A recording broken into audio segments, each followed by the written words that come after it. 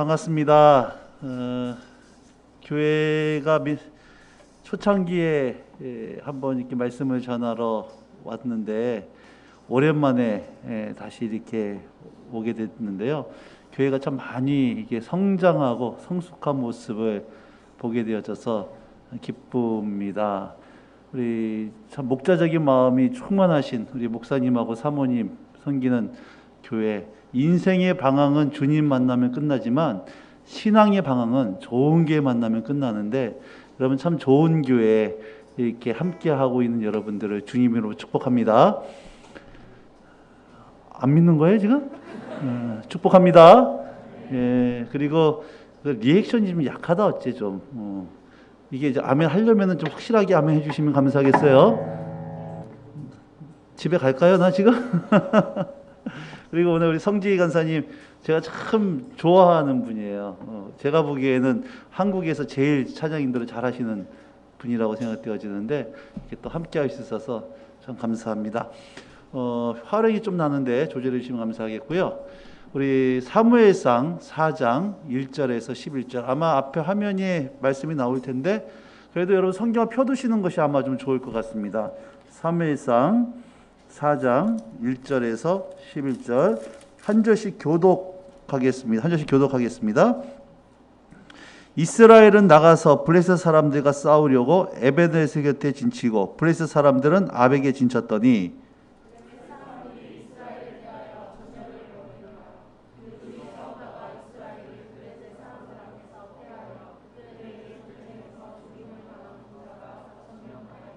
백성이 진영으로 돌아오매, 잠깐만 죄송합니다. 넘어가나요? 예. 알아서 넘겨주세요. 백성이 진영으로 돌아오매 이스라엘 장로들이 이르되 여호와께서 어찌하여 우리에게 오늘 블레셋 사람들 앞에 패하게 하셨는고, 여호와의 언약궤를 실로에서 우리에게로 가져다가 우리 중에 있게 하여 그것으로 우리를 우리 원수들의 손에서 구원하게 하자 하니,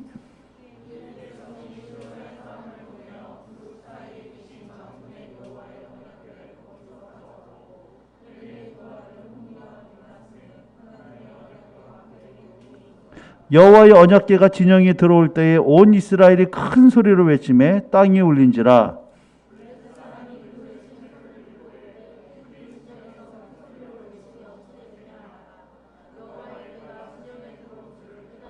블레셋 사람이 두려워하여 이르되 신이 진영에 이르렀도다 하고 또 이르되 우리에게 화로다. 전날에는 이런 일이 없었도다.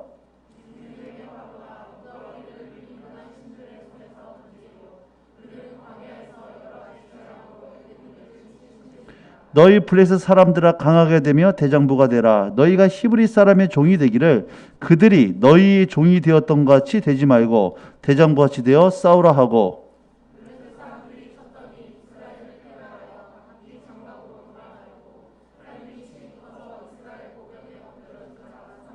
다 같이 하나님의 궤는 빼앗겼고 엘리의 두 아들 홈니와 비나스는 죽임을 당하였더라.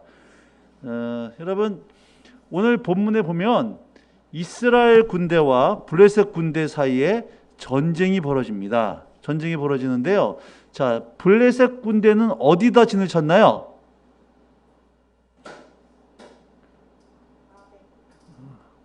여보세요?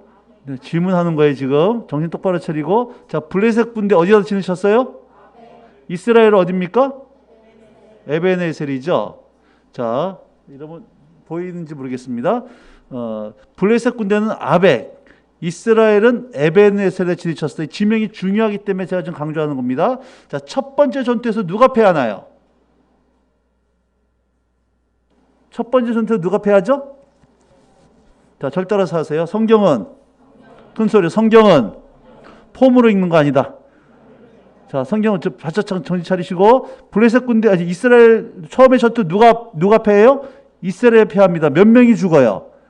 4,000명이 죽어요. 4,000명이 죽으니까 첫 번째 전투 패하니까 이스라엘 장로들이 모여서 우리가 전쟁에서 왜 패했느냐? 패한 원인이 뭐냐? 그 패한 원인을 분석하다 보니까 자신들이 전략이 없는 것도 아니라 어떠한 그 군사가 없는 것도 아니라 전쟁에 패한 원인이 뭐가 없더라?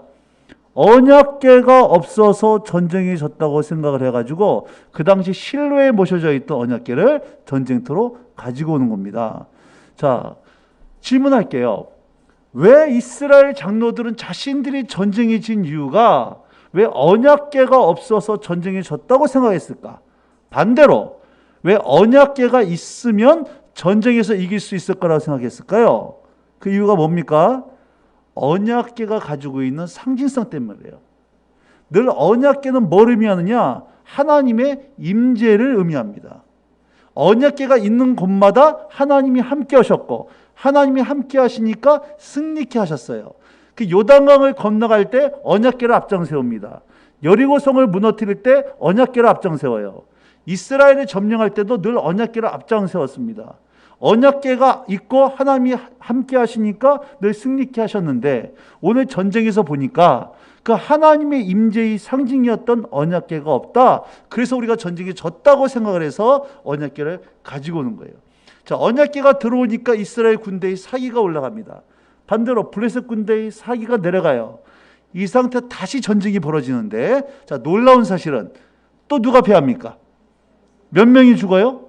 3만 명이 죽어요. 언약궤는 어떻게 되죠? 빼앗기고 언약궤를 모시고 있던 홈리와 비나스는 죽임을 당하죠. 그리고 이스라엘은 우리나라가 일본에게 나라를 빼앗겼던 것처럼 블레셋 군대에게 지배를 당하는 노예로 전락해 버리더란 얘기예요. 자, 그럼 이제 중요한 질문 할 테니까 여러분 생각해 보시기 바랍니다. 왜 하나님께서는 이스라엘 백성들이 하나님의 임재의 상징이었던 언약궤를 가지고 나갔음에도 불구하고 왜 이스라엘을 도와주지 않았을까?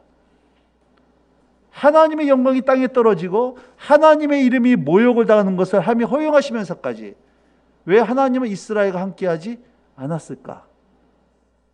여러분, 이 언약궤가요 하나님 임재의 상징이라고 그랬잖아요. 그러면 이 언약궤가 지금 현재 우리에게는 뭘 의미하는 걸까 하는 거예요. 언약궤가 있는 곳마다 하나님이 거기 임재하셨습니다. 그럼 지금 현 시대에 있어서 언약궤는 뭘 의미하는 걸까? 여러분, 우리 안에 누가 와 계세요? 누가 와 계십니까? 여러분 안에 성령님이 계신 줄 믿으세요? 안 느껴지는데 이러시면 안 돼요. 예수 믿고 거듭나는 순간 성령님이 여러분에 계신 줄 믿으시기 바랍니다. 너희가 하나님의 성전인 것과 하나님의 성령이 너희 안에 거하시는 것을 너희가 알지 못하느냐. 여러분, 언약궤는 이 시대는 하나님의 임재, 성령님을 의미해요. 우리 안에 지금 누가 와 계세요? 큰 소리. 우리 안에 누가 와 계신다? 그 성령님이 하나님이에요, 귀신이에요? 어떤 현상의 인격체예요? 그 성령이 내 안에 언제까지 와 계세요? 세상? 떠나가요, 안 떠나가요? 성령님이 기분 좋으면 나가셨다가 기분 나쁘면 들어오시고 뭐 이러시나요? 아니죠. 지금 여러분 안에 성령 하나님이, 그분이 어떤 현상이 아닙니다. 귀신이 아니에요. 성령 하나님이 여러분 안에 거하시고 영원토록 여러분과 함께 하시면 믿으시기 바랍니다. 놀라운 고백이에요. 그럼 잘 보세요. 지금 내 안에 성령 하나님이 모시고 있음에도 불구하고 내 안에 하나님이 계신데 그 내가 가는 곳마다 나는 승리하고 죄를 이기고 내가 가는 곳마다 캠퍼스와 가정이 바뀌어야 되는데 그 하나님 모시고 있다는 나란 존재가 돈의 노예가 되어지고 정욕의 노예가 되어지고 세상의 노예가 되어지고 왜 예수를 믿는 교회 때문에 하나님의 이름이 영광을 받는 것이 아니라 왜 지금은 예수 믿는 사람들 때문에 하나님의 영광이 땅에 떨어지는 시대가 됐냐는 거예요. 이걸 말하는 겁니다. 예전에 언약궤를 가지고 나갈 때마다 이스라엘 숫자가 적대해서 아무 상관없이 하나님이 함께 하셨으면요 하나님께 승리케 하셨어요. 근데 이번에 언약궤를 가지고 나갔음에도 불구하고 하나님은 도와주지 않습니다. 하나님의 영광이 땅에 떨어져요. 지금 내 안에 성령 하나님이 살아계신다고 고백함에도 불구하고 왜 우리의 인생은 왜 이렇게 세상 앞에서 전전긍긍하고 있는 모습을 살아갈 수밖에 없는가라고 하는 거예요. 오늘 이걸 좀 살펴보려고 하는 겁니다. 이 이유를 알기 위해서는 우리가 이 당시 시대적 배경을 좀 이해를 하셔야 되는데요. 제가 요 마이크를 좀 쓰도록 할게요. 요거 좀 빼주시겠습니까? 나중에 이제 찬양 인도할 때만 좀 다시 옮길게요. 거기 있습니까? 예, 고맙습니다. 하나, 둘. 하나, 둘. 여보세요? 네네. 베이스를 좀 줄여주세요, 이거. 하나, 둘. 베이스를 줄여주세요. 소리가 좀 막혀 있기 때문에요. 네. 어때? 잘 나갑니까? 알아서 조정해 주세요. 자, 여러분 이 당시 시대적 배경을 이해하셔야 되는데, 자, 화면 부탁드립니다. 사무엘상 3장 1절에서 3절 말씀을 좀 보도록 할게요. 넘겨주세요. 예, 사무엘상 3장 1절 3절. 자, 같이 있습니다. 시작.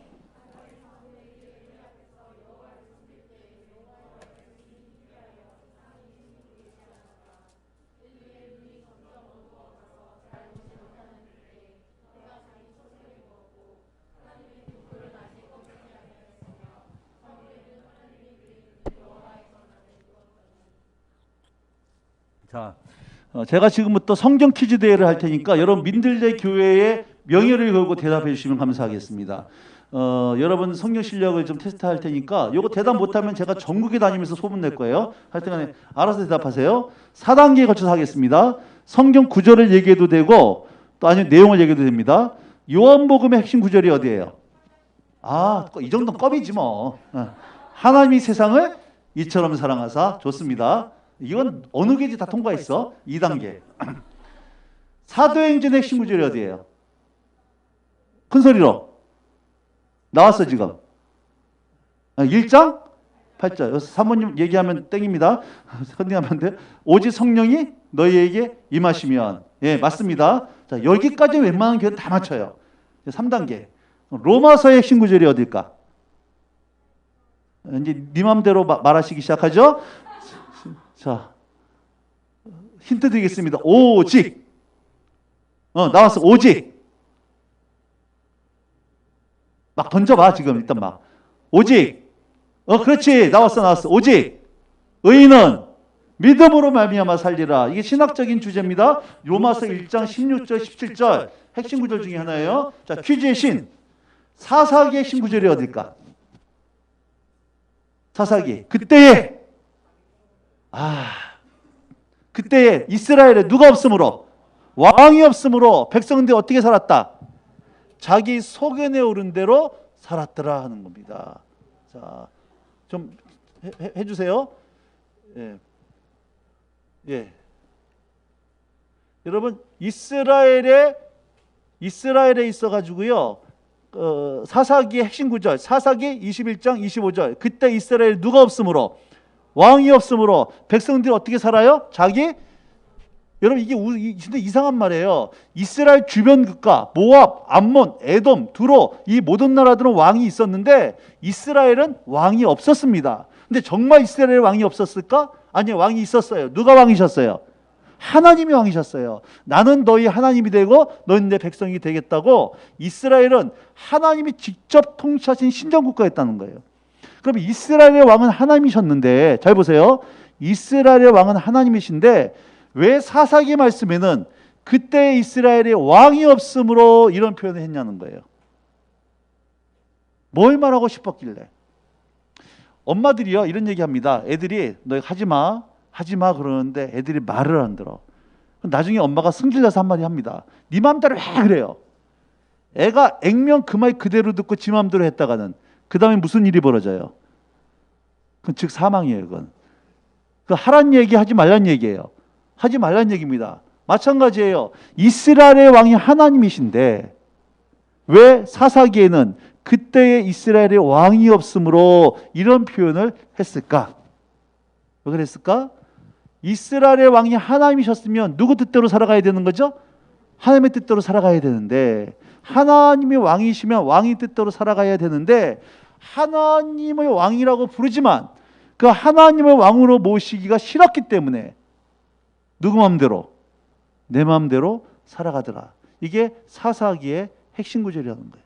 자, 우리가 기도할 때 하나님 뭐라고 부릅니까? 하나님 아버지 불러요. 예수님 뭐라고 부르죠? 예수님 아저씨 안 불러요? 기도할 때 주님이라고 부릅니다. 주님이 무슨 뜻이에요? 주인님. 같이 해볼까요? 주인님. 여러분 예수님이 여러분 삶의 주인 맞습니까? 아니 립서비스 하지 마시고 정말 주인 맞아요? 또 한국 사람 세게 말하면 또 대답을 못해. 자, 예수님이 여러분 삶의 주인 맞습니까? 확실하죠? 예수님 주인이시죠? 그럼 돈 쓸 때도 주인 되고 계세요? 아멘. 연애할 때, 직장 구할 때, 주일날 이 얘기하는 거예요. 예수님이 내 삶의 주님이라고 하면 여러분 돈 쓰는 거 누구 뜻대로? 주님 뜻대로. 연애하는 거 누구 뜻대로? 주님 뜻대로. 직장 구하는 거 누구 뜻대로? 주님 뜻대로. 근데 우리는 예배하면서 예수님을 주님이라고 고백하지만 정말로 예수님은 내 삶의 주님으로 모시기를 싫어하니까 어떻게 살아가요? 지 속에 내 오른 대로, 지 마음대로. 이게 사사라는 거예요. 그러니까 사사기라고 하는 것은 이스라엘의 역사에 있어가지고 한 시대만을 의미하는 것이 아니라 여러분 지금이 바로 영적 사사시대라고 하는 겁니다. 그때 이스라엘의 왕이 없으므로 백성들이 자기 속인에 오른 대로 살았더라. 자, 3장 1절 보세요. 아히사멜이 엘리압에서 여호와를 섬길 때 언제입니까? 사사시대입니다. 백성들이 자기 속인에 오른 대로 살아가는 그 시대에 여러분 2절 여호와를 섬기 여호와의 말씀이 희귀하여 이상이 흔히 보이지 않았더라. 이거 자꾸 안 넘어가죠. 예, 서이지 않았더라. 넘겨주세요. 두 번째 것만. 그냥 넘겨달라. 예, 지워주시고요. 앞으로 뒤로요. 뒤로. 오케이, 여기까지. 자, 여러분 이 당시는 아주 말씀이 없기 때문에 성경이 기록되기 전이기 때문에 하나님이 꿈이나 환상으로 말씀하신 시대였습니다. 그런데 말씀이 희귀하고 이상이 흔히 보이지 않았다는 얘기는 하나님이 그 시대에 뭐 하셨다는 얘기예요? 더 이상 말씀하지 않았다. 침묵했다라고 하는 거예요. 네, 침묵한 시대였다는 거예요. 2절 엘리의 눈이 점점 어두워가서 잘 보지 못했다. 눈이 어두워져 갔다는 얘기는 노안이 생겨가지고 눈이 침침했다는 얘기가 아닙니다.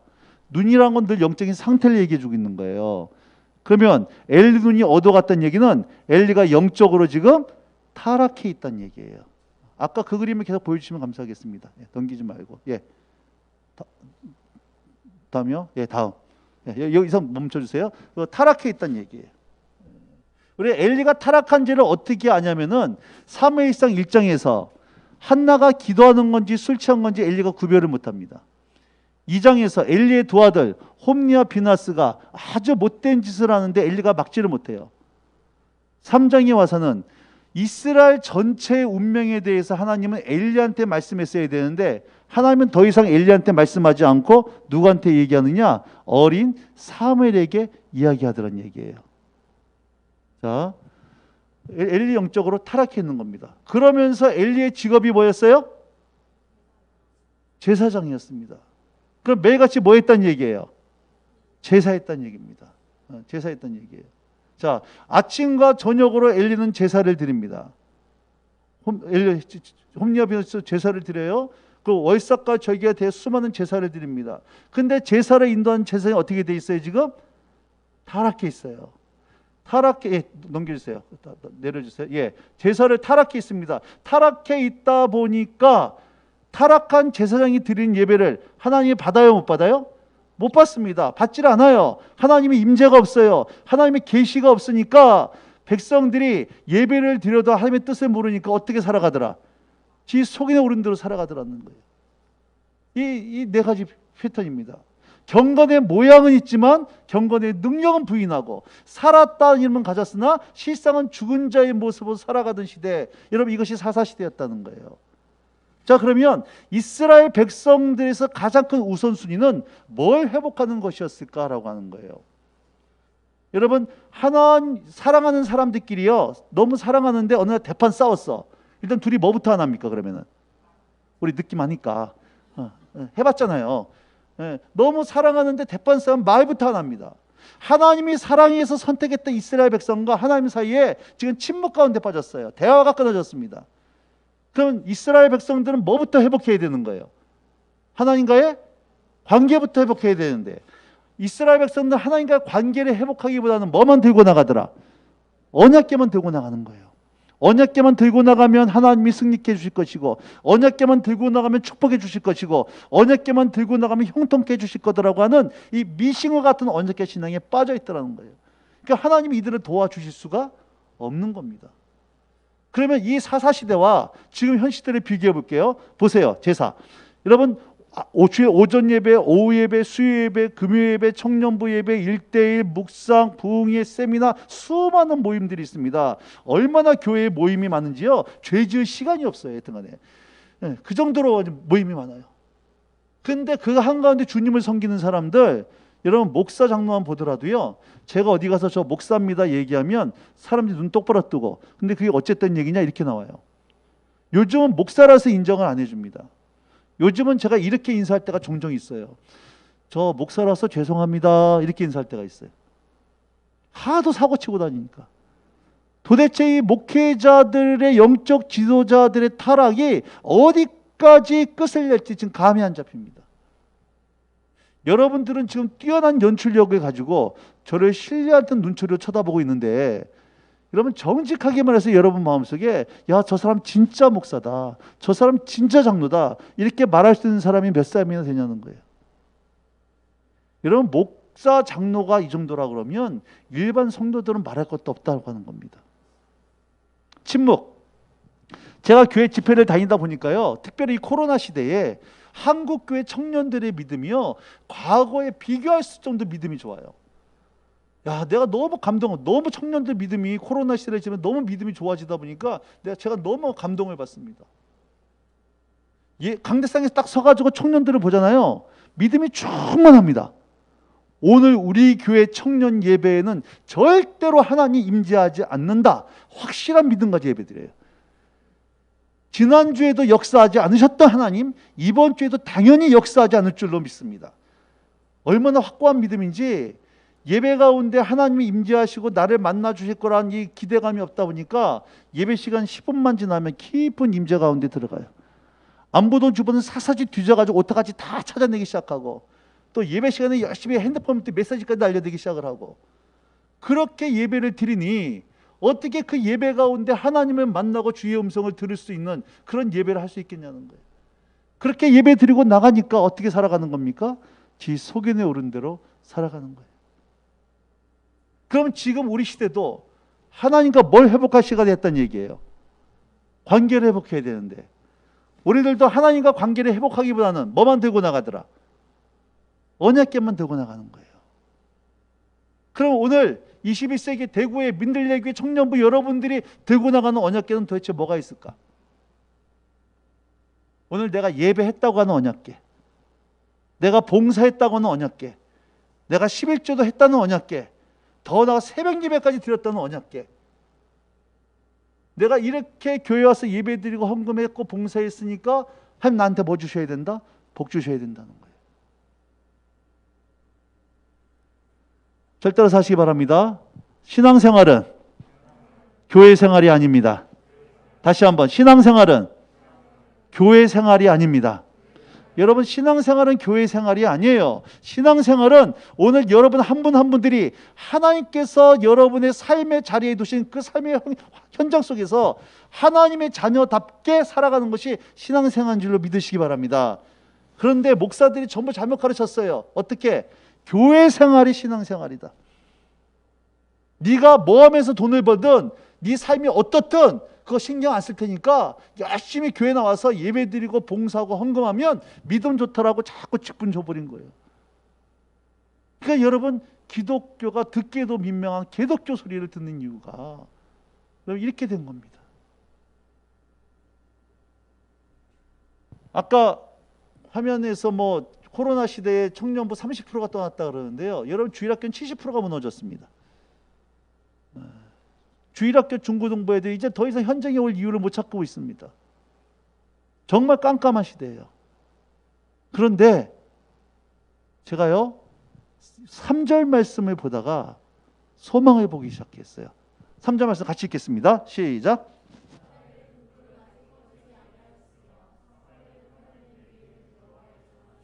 하나님의 등불은 아직 꺼지지 않았다는 거 기가 막힌 말씀입니다. 그 어두웠던 시대에, 그 캄캄했던 시대에, 하나님을 떠나 배교하던 그 시대에 꺼지지 않는 하나님의 등불이 있었다라고 하는 거예요. 저는 오늘 바로 민들레 교회가 오늘 여러분 한 분 한 분들이 여러분의 삶 가운데, 이 대우 땅 가운데 어둠을 환하게 비춰버리는 꺼지지 않는 등불이 되어지기를 축복합니다. 저는 이 말씀을 제가 묵상하다가요, 너무 은혜를 받아서 제 큰아들 녀석 이름은 사무엘을 줬어요. 바이블 네임을. 넌 사무엘처럼 되라. 그래서 지금은 이게 하나님의 이 시대의 마지막 대안 사무엘이었습니다. 그러면 지금부터 사무엘을 잠깐 좀 살펴보겠는데요. 사무엘 띄워주시고요. 이렇게 얘기하겠습니다. 사무엘을 얘기할 때 여러분 좀 제가 시나리오를 얘기할 테니까 여러분 제 시나리오를 가지고 영화를 한번 만들어 보세요. 역사 대하 드라마 꺼지지 않는 등불 사무엘 주연 송중기 뭐 이런 겁니다. 그래서 여러분들이 제가 시나리오를 말씀드릴 테니까 그 그림을 한번 영화를 찍어 보세요. 옛날에 남자하고 여자가 둘이 서로 사랑을 했습니다. 사랑을 하다가 둘이 딱 결혼을 해요. 결혼하면 뭐가 생겨야 돼요? 애가 생겨요. 애가 안 생겨. 그 애를 낳으려고 가진 노력을 하는데 애가 안 생기니까 할 수 없이 대를 이어야 되니까 예전에 누굴 드립니까? 첩을 드려요. 근데 첩은 들어오자마자 몰라요. 아들을 낳아요. 본처는 애가 안 생기는데 희한하게 첩은 들어오자마자 아들을 낳아. 자, 본처는 아기를 못 낳고 첩은 아들을 낳습니다. 그러면 첩이 본처를 구박하고 괄시하고 본처와 첩 사이에 팽팽한 긴장감이 생깁니다. 사무엘의 아버지 엘가나와 어머니 한나 사이에 결혼을 했는데 한나가 애가 안 생기는 거예요. 그래서 할 수 없이 엘가나가 첫 분인나를 드리는데 첫 분인나는 들어오자마자 아들을 낳아. 그러니까 분인나가 한나를 구박하고 괄시하는 겁니다. 이렇게 서로 첩과 본처 사이에 팽팽한 긴장감이 생기고 있다가 꼭 해결사로 누가 등장을 하냐면은 팔공산에서 20년 도 닦은 도사가 꼭 등장을 합니다. 그래서 애나는 비방을 전수해 주는 거예요. 공양미 3빌싹 바치든지 아니면은 백이칠성 드리라고. 그래서 한나가 서원 기도합니다. 성전 가가지고 하나님 아들 하나 주시면 목사로 바치겠습니다. 서원 기도하는데요. 놀라운 사실은 평소에는 기도 응답이 안 되다가도 이럴 땐 기도 응답이 돼야 안 돼요. 또 이럴 땐 돼요. 그래서 한나가 임신을 딱 한 겁니다. 여러분 나중에 또 이제 우리 자매님들 전부 다 이제 자녀를 아마 생산을 하실 텐데 낳으실 텐데 조카 한번 생각해 보세요. 엄마들이 아기를 임신했을 때 뱃속에 있는 아기와 엄마의 감정이 따로 놉니까? 하나입니까? 하나예요. 그래서 늘 임신하면 뭐가 중요하다 그래요? 태교가 중요하다는 거예요. 태교가.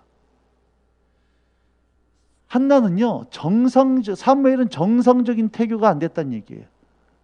남편에게 받았던 배신감, 첩에게 받았던 그 모욕감, 수치, 분노 이런 것들이 뱃속에 태내기부터 사무엘은 한나의 모든 부정적인 감정을 받아먹고 자라는 거예요. 자, 10개월 만에 딱 사무엘이 딱 태어났습니다. 태어나가 보니까 한 집에 여자가 몇 명이에요? 2명. 큰 마누라 있고 작은 마누라 있고. 요즘 여러분 세대를 MZ세대라고 그러는데요. 여러분 세대는 한 남자를 두고 두 여자가 한 집에 사는 거 괜찮죠? MZ세대가 아니네. 여기 구시대네. 그건 좀 너무했지 사실. 그러면은 자매님들 한번 생각해 보세요. 형제님도 마찬가지고 내 남친이나 여친이 90%는 날 좋아하는데 10%는 딴 여자 좋아하는 거 그 정도는 괜찮잖아요. 9대1이니까. 안 돼요? 욕심이 과하신 거 아니야 지금? 좋아요. 그럼 99%는 날 좋아하는데 1%는 내 친구 좋아하는 거 그 정도는 괜찮잖아. 남자도 숨 좀 쉬어야 됩니다. 지금 전혀 동의를 안 해주시는데 제 아내가요 결혼 전에 저한테 와서 저 교회에서 만났거든요 아내하고. 근데 결혼을 앞두고 나서 아내가 저보고 전사님 저 고백할 게 있어요 그러더라고요. 그래서 무슨 말인데요 얘기하니까 자기가 원래 얘기를 안 하려고 그랬대요. 근데 얘기를 안 하고 결혼하려고 그러니까 자기 마음이 너무 찔려가지고 얘기를 하겠는데 단 자기가 얘기를 하고 나서 절대 화나면 안 된다고. 그럼 자기가 너무 힘들 것 같다고. 그래서 제가 걱정하지 말고 얘기하라 그랬어요. 내 마음 바다다. 바다가 왜 바다인 줄 아냐? 모든 걸 받아주기 때문에 바다라 그런다. 내 마음 바다니까 걱정하지 말고 얘기하라 그랬어요. 그러니까 제 아내가 그럼 안심하고 얘기하겠다 그러더라고요. 그러면 얘기하는데 이런 얘기를 하는 거예요. 저를 만나기 전에 사실 잠깐 만나려고 했던 새끼가 있었대요. 근데 그 자식 얘기를 내가 열이 확 받쳐가지고 대판 싸웠습니다. 나한테 그 말은 저희가 뭐냐 이래가면서. 이런 바다 같은 남자의 마음도 하물며 이런데, 한 남자를 두고 두 여자가 한 집에 산다. 그런 가정은 무슨 가정이라 그럽니까? 콩가루 가정이라는 거예요. 엮이는 거죠. 이런 가정 속에서 사무엘이 자라는 거예요. 자, 한나가 서원 기도했어요. 뭐라고 서원 기도했습니까? 아들 주시면 성전 갖다 바친다고. 언제 갖다 바치나요? 젖 떼자마자. 몇 살까지 젖 먹이세요? 보통 2살에서 많으면 3살입니다. 여러분 조카들 보세요. 젖 떼자마자 2살이면 3살인 애들한테는 누가 전부입니까? 엄마가 전부예요. 엄마 없으면 죽는 줄 알아요. 입장을 바꿔놓고 생각해 보세요. 사무엘이 젖 떼자마자 성전 갖다 바쳐줬습니다. 눈 떠보니까 엄마는 없고 성전이야. 그러니까 사무엘이 너무 성령 충만해가지고 두 손 번쩍 들고 할렐루야 뭐 이랬겠냐는 거예요. 아닙니다. 엄마는 서에서 갖다 바쳤지만 사무엘 입장에서는 아직 엄마랑 떨어질 준비가 안 돼 있는 나이에요. 지금식으로 이야기하면 이거 아동학대입니다. 유기하는 거, 버림받는 거예요. 그나마 또 사무엘이 자란 환경이 아주 믿음과 사랑의 환경이면 얘기가 틀립니다. 누구 밑에 자랐냐? 엘리에더, 홈리와 비느하스 밑에 자랍니다. 얘네들이요, 성경에 나오는 이게 조폭이 창세기예요. 이게 조직폭력배 창세기입니다. 헌금도 봉헌도 하기 전에 헌금통 뒤져가지고 헌금 빼갑니다. 교회에서 수정 두는 여인을 성추행하고 성폭행해요. 이게 성경에 나오는 얘기입니다. 이런 환경 속에서 사무엘이 자라는 거예요. 보세요. 시대적으로 이렇게 깜깜한 사사시대, 개인적으로 이렇게 불우한 환경 속에서 사무엘이 초등부를 지내고 중등부를 지내고 고등부를 지냈으면 어떤 청소년 됐을까요? 비행청, 깍두기 형님 되는 거예요. 머리 깍두기 머리하고 온몸에서 막 용이 승천을 해. 호랭이가 나오든지 팔뚝에 착하게 살자 일심 막 써있고. 이 교육학적으로 교육 환경적으로 사무엘은 절대로 제대로 된 애가 나올 수 있는 환경이 아니었어요. 근데 여러분 놀라운 사실은 사무엘을 통해 한 나라가 바뀝니다. 시대가 바뀌어요. 사무엘 통해 일어났던 놀라운 부흥의 역사가 사무엘상 7장에 기록되어 있습니다. 7장 3절로 한번 가볼까요? 7장 3절입니다. 자, 같이 한번 읽겠습니다. 7장 3절 시작.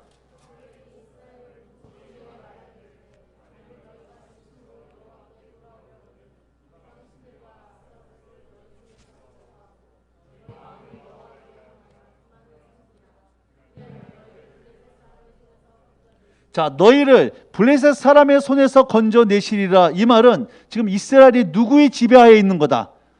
예, 블레셋 지배하에 있다는 얘기입니다. 아까 사무엘상 4장 우리가 처음에 읽었던 본문 전쟁이 연속성이 있는 거예요. 블레셋 지배하에 있는 겁니다. 4절 말씀입니다. 시작.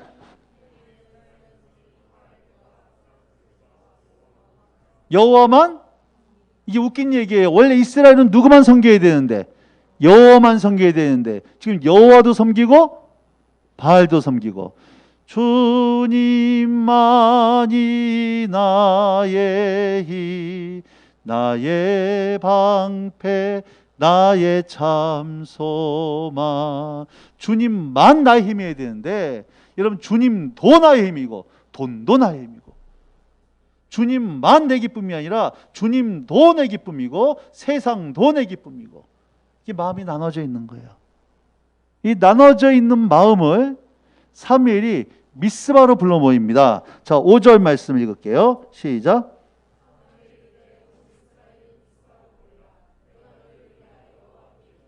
이들이 미스바에서 뭐 하느냐? 영적 대각성 집회를 열면서 회개 기도하기 시작하는 겁니다. 6절.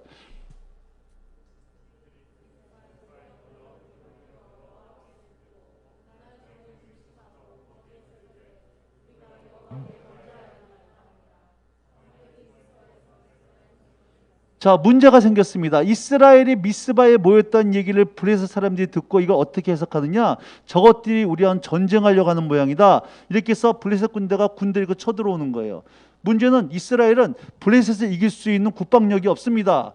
겁을 잔뜩 집어먹어요. 그래서 사무엘에게 부탁하는 겁니다. 7절부터 읽을게요. 시작.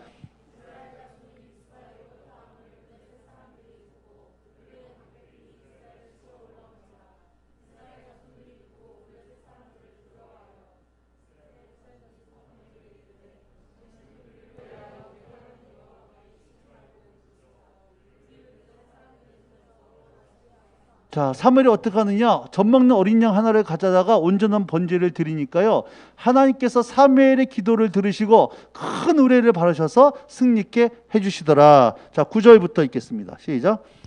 사무엘이 젖먹는 어린 양 하나를 가져다가 온전한 번제를 여호와께 드리고 이스라엘을 위하여 여호와께 부르짖음에 여호와께서 응답하셨더라. 사무엘이 번제를 드릴 때에 블레셋 사람이 이스라엘과 싸우려고 가까이 오매 그날에 여호와께서 블레셋 사람에게 큰 우레를 발하여 그들을 어지럽게 하시니 그들이 이스라엘 앞에 패한 11절 12절 계속 있습니다. 이스라엘 사람들이 미스바에서 나가서 블레셋 사람들을 추격하여 벳가 아래이까지 쳤더라. 사무엘이 돌을 취하여 미스바와 센사에 세워 이르되 여호와께서 여기까지 우리를 도우셨다 하고 그 이름을 에벤에셀이라 하니라. 여러분 잘 보세요. 이스라엘이 하나님의 도우심으로 최종적으로 승리했던 장소가 어디예요? 에벤셀이죠. 맞죠? 보세요. 저 보세요. 오늘 본문에서 이스라엘이 어디에서 진을 쳤다 그랬어요? 처음에 에벤에셀. 그때 에벤에셀 진을 쳤는데 번개를 가지고 왔음에도 불구하고 하나님과의 관계가 끊어져 있다 보니까 번개가 있음에도 불구하고 패배했어요. 7장에서는 미스바에서 금식하고 회개하며 하나님과의 관계가 회복되고 나니까 언약궤가 없음에도 불구하고 하나님께 다시 에벤에셀에서 역전의 은혜를 허락하시더라고 하는 거예요.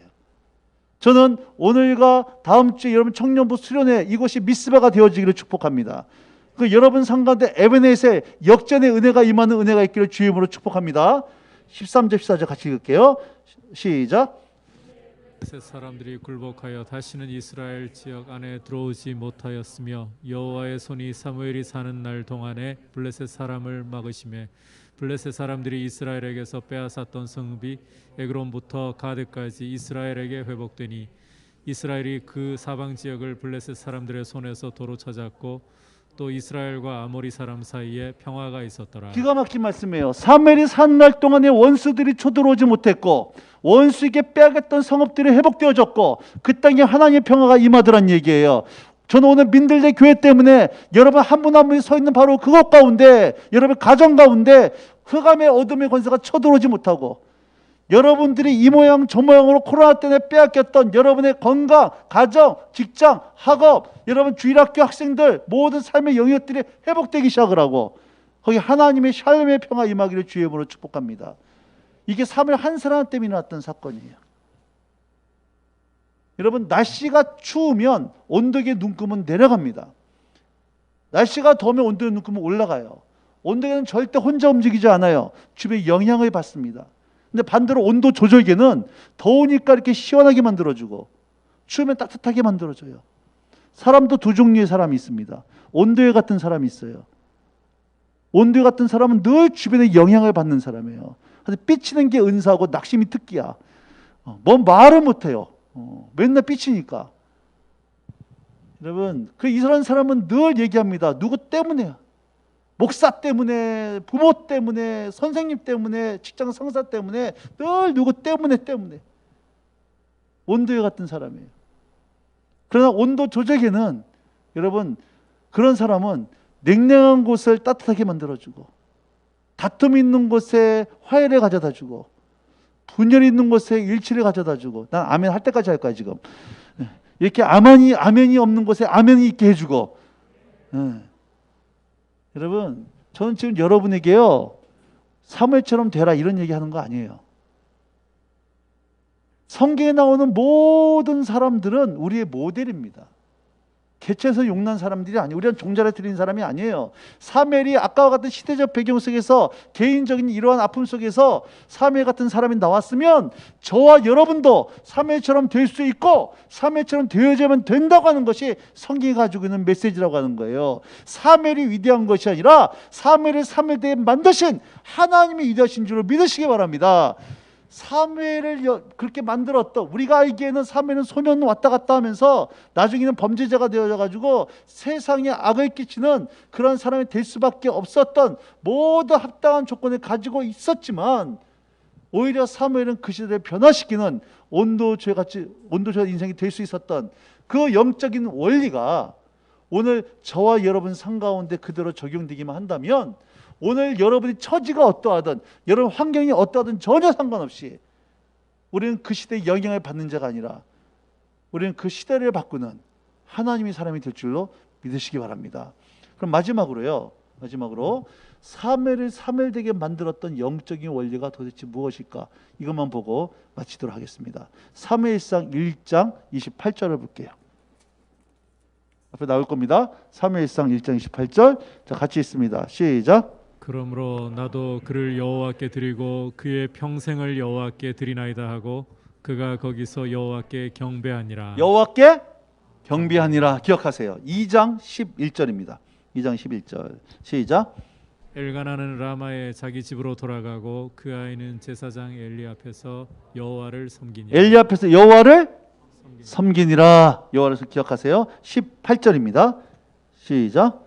사무엘은 어렸을 때에 세마포의 벗을 입고 여호와 앞에서 여호와 앞에서 섬겼더라. 21절. 여호와께서 한나를 돌보시사 그로 하여금 임신하게 하여 세 아들과 두 아들을 낳게 하셨고 아이 사무엘은 여호와 앞에서 자라니라. 자라니라. 26절. 시작. 아이 사무엘이 점점 자라매 여호와와 사람들에게 은총을 더욱 받더라. 자, 여러분 보세요. 사무엘이 자라는 동안에 사무엘을 떠나지 않고 사무엘과 함께 계셨던 분 계셨죠? 누구십니까? 여호와 하나님. 그 어두웠던 시대, 그 깜깜했던 시대에 사무엘이 하나님을 떠나지 않고 함께 있음으로 말미암아 하나님의 은혜가 사무엘에게 부어지고, 그래서 사무엘은 그 시대의 영향을 받는 자가 아니라 오히려 그 시대의 영향을 끼치는 거룩하고 복된 인생이 될 수 있었다고 하는 거예요. 그런데요, 반대로 볼게요. 반대로 2장 12절입니다. 12절 시작. 엘리의 아들들은 행실이 나빠 여호와를 알지 못하더라. 엘리 아들들이 누구예요? 홈리와 비나스. 이 사람들 직업이 뭡니까? 제사장이에요. 근데 여러분 잘 보세요. 제사장들이 여호와를 알지 못했다. 한마디로 목사가 하나님을 몰랐다. 이게 말이 돼야 안 돼요? 말이 안 돼요. 어떻게 목사가 하나님 모를 수 있고 제사가 어떻게 하나님 모를 수 있어요? 그런데 여러분 이게 말이 됩니다. 말이 되는 게 뭐냐면은 여러분 성경에서 안다라고 하는 말의 의미를 좀 이해하셔야 돼요.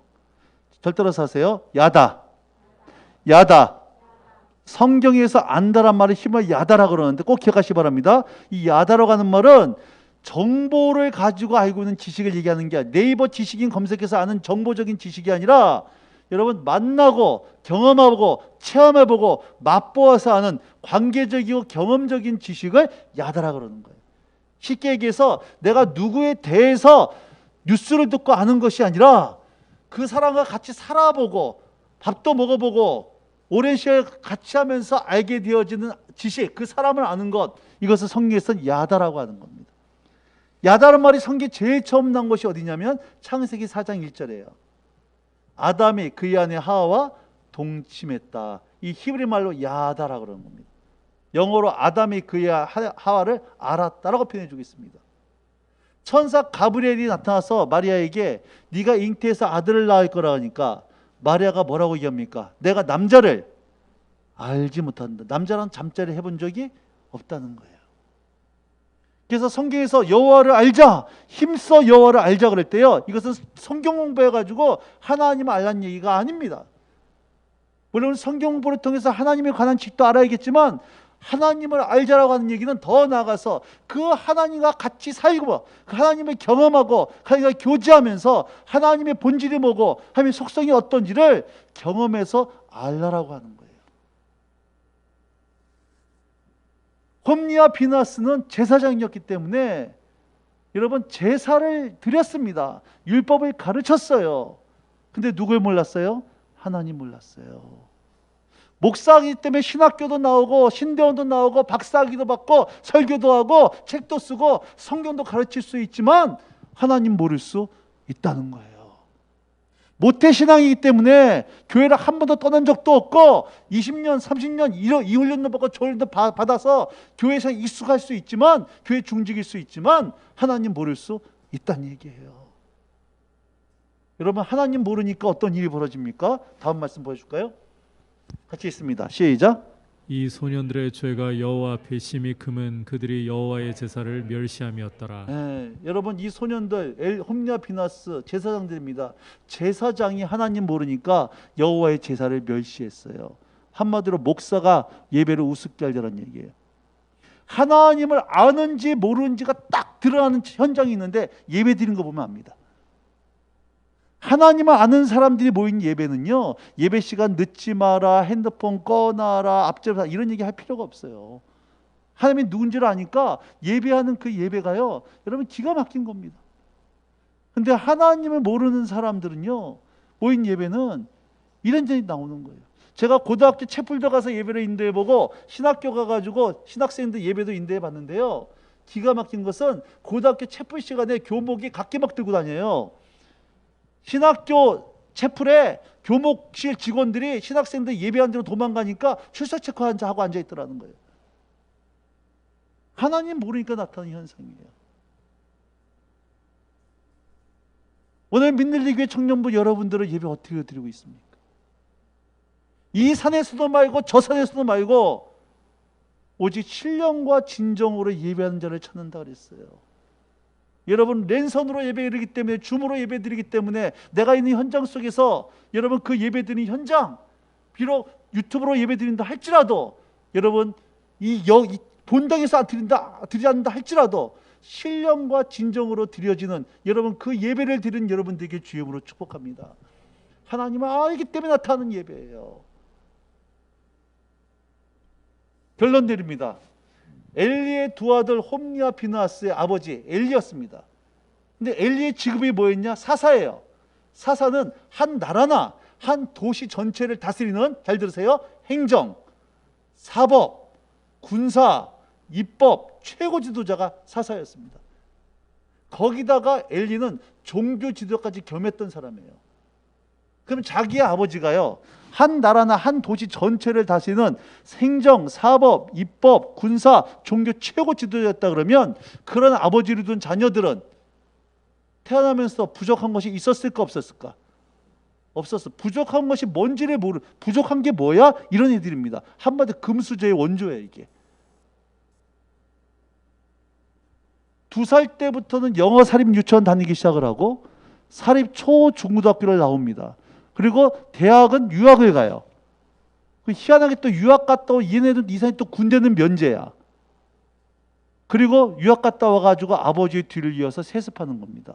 완벽한 환경이에요. 부족한 것이 없는 환경입니다. 신의 아들이에요. 근데 엘리가 두 아들에게 돈은 물려줬어요. 좋은 환경은 물려줬습니다. 그런데 하나님 아는 신앙 물려주지 못했어요. 그들에게 물려왔던 그 많은 돈이 그들을 망하게 만드는 저주가 된 거예요.